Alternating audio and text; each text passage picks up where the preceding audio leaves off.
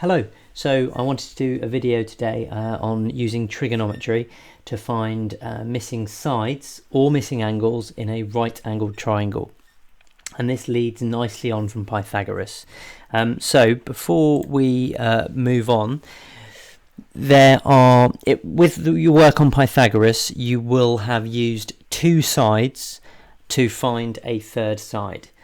With trigonometry, you can either be given one side and one angle of a right angled triangle and use that to find a missing side, or you can be given two sides of a right angled triangle and asked to find a missing angle. So before we go on to the examples, there are kind of two key areas that I've picked out that you need to be confident with to be able to kind of access these questions. The first one is substitution, mainly into a formula, and the second one is more applicable for some of the trickier questions where you have to rearrange the formula to be able to find the missing side. Okay. So I've got four examples. Now, one of the most important thing that you need to be able to do is identify the different sides of a right angled triangle. Now, you will have already dealt with the hypotenuse of a right angled triangle when you covered your work on Pythagoras. The hypotenuse of a right angled triangle is the longest side, and that is always opposite the right angle. So this is the right angle. This here is therefore the hypotenuse, and that will always be the longest side. The two other sides that you need to be able to identify are what we call the adjacent and the opposite. Now, those two sides depend entirely on which angle you're trying to find. So in this case, I'm working with this angle here. Sometimes you might get given the angle down here as well, but it depends entirely on which angle you're working with. Once you've found the hypotenuse, the next angle that I suggest you find is the opposite. Now, that is the side that is not the hypotenuse, that is not attached to the angle that you're working with. So this side down here would be the opposite. Once you've done all of those sides, once you've found those sides, you can then figure out that this side here is the adjacent, and that side is the side that is not the hypotenuse, that is attached to the angle that you're working with. So once you're confident with finding those three sides of a right angled triangle, then we can have a look at the example. Okay, so you need to remember Toa, and I always suggest writing it like that, with the O and the A above each, the O above the H, the A above the H, and the O above the A. Once you've done that, we're going to start by identifying the opposite, the adjacent, and the hypotenuse. So the right angle is here, therefore this is the hypotenuse. We're working with this angle here, so this is the opposite, and therefore this is the adjacent. Now, in this example, we are given the adjacent and we are trying to find the opposite. So because we are given the adjacent, I'm going to tick up here every time I see the adjacent. I'm also, because I'm trying to find the opposite, I'm going to tick everywhere I see an O. Now, once you've done this, one of the three things, the SO, Ca, or TOA, oh, by the way, that stands for sine, cosine, and tangent. One of those three things will have two things ticked. So this tells me that I'm going to be working with tan. Now, tan is always followed by the angle that you're working with, or sine or cosine. It's always followed by the angle that you're working with. Now that is equal to opposite over adjacent. These are all fractions. So tan of 53 is equal to my opposite over the adjacent. Now in this case, the opposite is x. That's what I'm trying to find. And on the denominator of the fraction goes the adjacent, which we're given here is 7.5. Don't worry about this too much. This tan 53 is just a number. It is a nasty number. It's a horrible number, but it's just a number. For example, if you were to put tan of 53 in your calculator and press equals, it is just a number, but it's a nasty decimal number. Okay.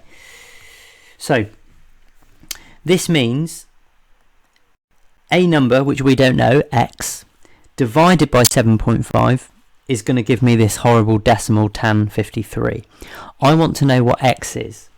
So if I multiply this side by 7.5, the denominator of this fraction, and I multiply this side of the equation by 7.5, the denominator of that fraction, I'm going to get 7.5 tan 53. In here, there's an invisible times, but we don't need to write it. So 7.5 tan 53 gives me the value of x. Because we did a number, that x, divided by 7.5, to undo that, we are multiplying both sides of the equation by 7.5. Now, in my calculator, if I just write 7.5 tan 53, you will need to close that bracket at the end as well. Press equals. I'm going to do the answer to 2 decimal places, so that would be 9.95. So x is equal to 9.95, and remember it's going to be meters as well, because that's what all our units were in. Okay, so that's the first one. We found that missing length. Second one, it looks similar, but it's slightly more tricky. So the first thing you're going to do is label the hypotenuse again. You're going to label the opposite, and you're going to label the adjacent. And as always, we're going to write out SOHCAHTOA. Because we are working with the opposite, we've been given the opposite, I'm going to tick everywhere it says an O. Because I want to find the hypotenuse, I'm going to tick everywhere there's a H. Again, there's 2 things ticked here. So this tells us that we're going to be using sine. So I'm going to use sine, then comes the angle, 63, equals. Now we must put it in this order: opposite as the numerator of the fraction, the hypotenuse as the denominator of the fraction. So the opposite in this case is 5.7, and the hypotenuse is what we are trying to find.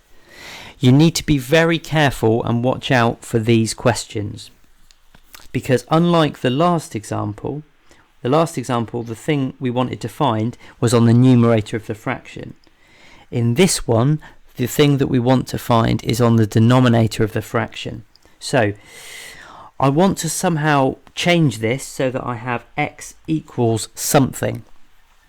To do that, because I've done 5.7 divided by this unknown number x. So if I times both sides of the equation by x, that unknown number, I get x times sine 63 is equal to 5.7. Now, because I want x equals something, I'm now going to do the opposite of this times 63. I'm going to divide both sides by sine 63. Because then that would just leave me with x on the left-hand side of the equation. So I'm going to do 5.7. I'm going to write as a fraction, because remember, a fraction is a division that we have yet to do. So this line here actually means divided by. And then over here I'm going to write sine 63. Now when I come to put that in my calculator, it's a good idea to use the fraction button just above the negative there. So I'm going to write 5.7 on the numerator, and then I'm going to write sine 63. Make sure you close that bracket, otherwise you'll get an error like that. So you must put a closed bracket there. Now I'm going to give it to 2 decimal places again. So to 2 decimal places, the 7 would round the 9 up to a 10, and in turn that would become 6.40.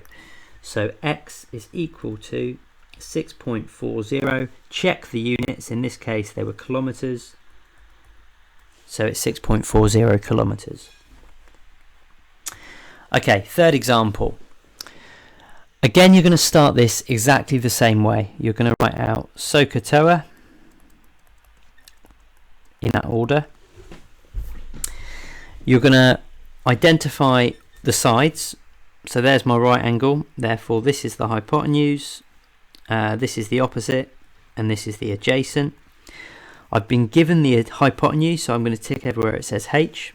I've also been given the adjacent, so I'm going to tick everywhere it says A. And one of those three things will have both things ticked. So this tells me it's going to be cos.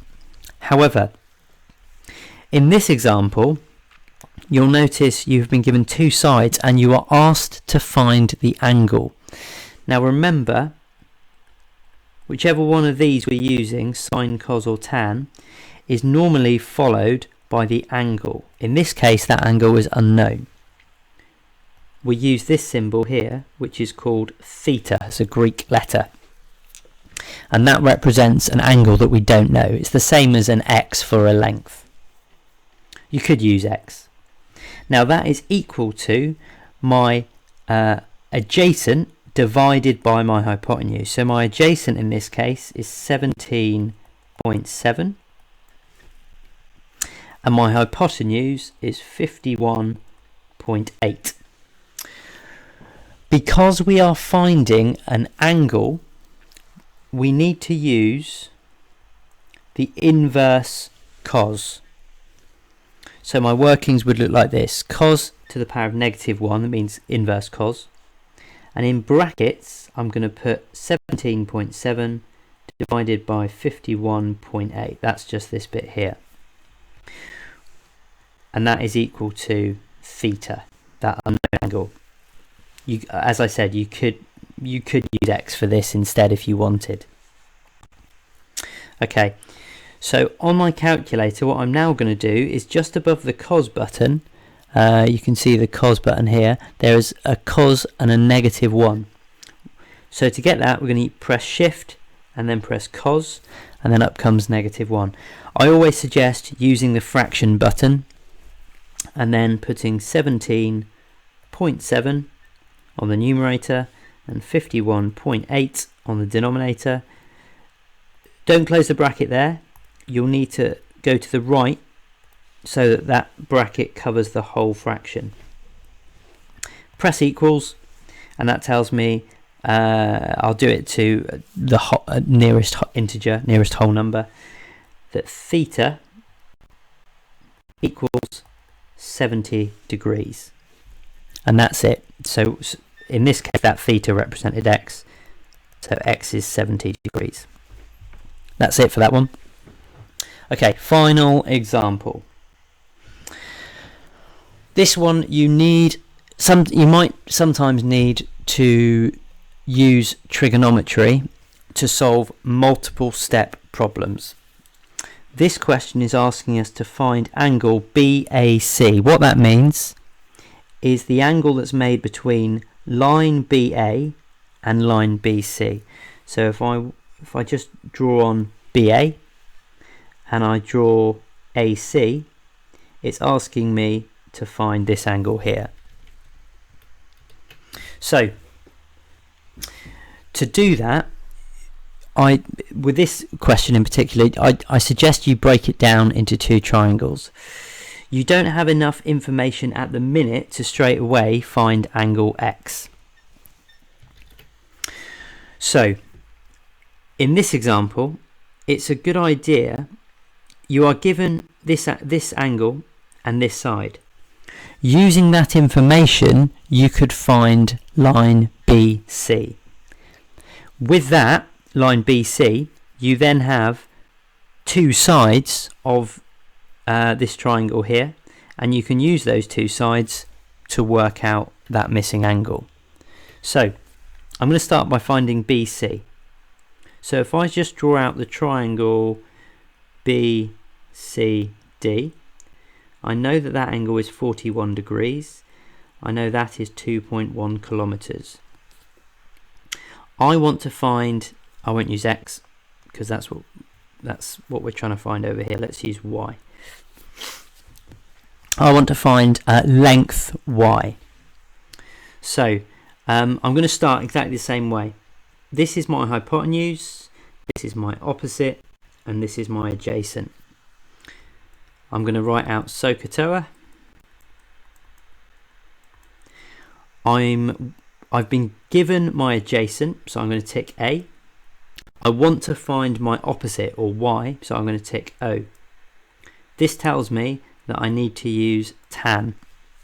So tan followed by the angle is 41 is equal to my opposite, which is y, divided by my adjacent, which is 2.1.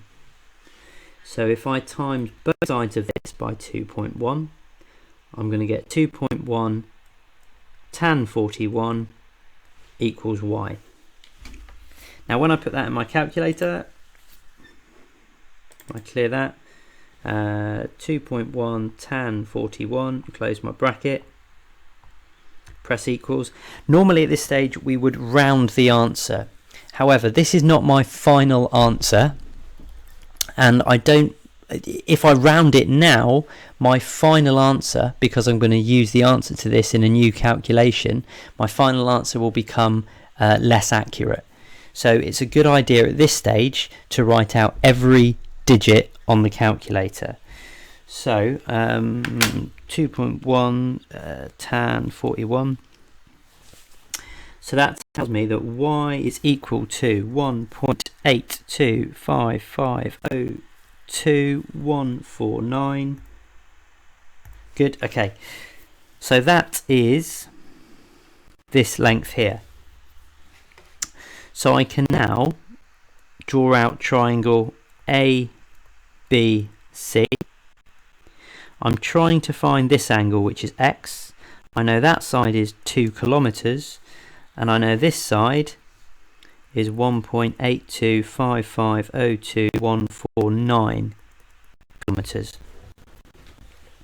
Okay, there's my right angle in this triangle. Therefore, that there is my hypotenuse. This here will be my opposite, and this is my adjacent. So now I use SOHCAHTOA again. I've been given the hypotenuse, so I'm going to tick that. I'm trying to find the adjacent. I'm trying to find angle X. I've been given the opposite, so I'm now going to tick the O's as well. This means that I'll be working with sine. So remember, sine is followed by the angle. In this case, X. So you can use X or you can use theta, is equal to my opposite. My opposite divided by my hypotenuse. So my opposite is 1.825502149. Remember not to round that. Divided by my hypotenuse, which is 2. Now, because we're trying to find the angle, remember we need to use this sine inverse. And inside the bracket, 825502149 all over 2. And if I do that, that will tell me what theta is, or x. So, using my calculator just to finish off, I'm going to use sine inverse, use my fraction, and then I'm going to write 1.825502149 as the numerator, and then as the denominator I'm going to write 2, go to the end, close my bracket, press equals. I'm going to do this to one decimal place or 3 significant figures. 65.9. And remember, because this is an angle, the units are going to be degrees, they're not going to be kilometers. So that there, 65.9 degrees, is what x is, 65.9 degrees. That's it. There's 4 examples done. Okay, so let's show you the question generator that I've made to go with this topic. It's automatically set to examples of increasing difficulty, and each of those correspond to one of the 4 examples that I've just done. When you open this file, which I'll put a link to in the description of the YouTube video, when you open this file there'll be a yellow ribbon that appears at the top, and you'll need to click a little button in that says either enable content or enable macros. I can't remember which one it is. But that will then allow you to use the buttons that go with this. So if you wanted to, you could hide particular questions. If you want to just try questions of increasing difficulty, set this bit to increasing difficulty, and you get your answers one at a time or all at once. You can also focus on a particular type of example that I've just done, a particular type of question, by selecting type 3, type 2, type 1 or type 4. And once you've got the hang of all 4 of them, you can do, this is good practice if you do this, so select mix of questions and then it won't tell you what type of question it is, and if you can do those, that shows a really good understanding. But yeah, that's it. Thanks very much for watching. I hope it was useful. Bye bye.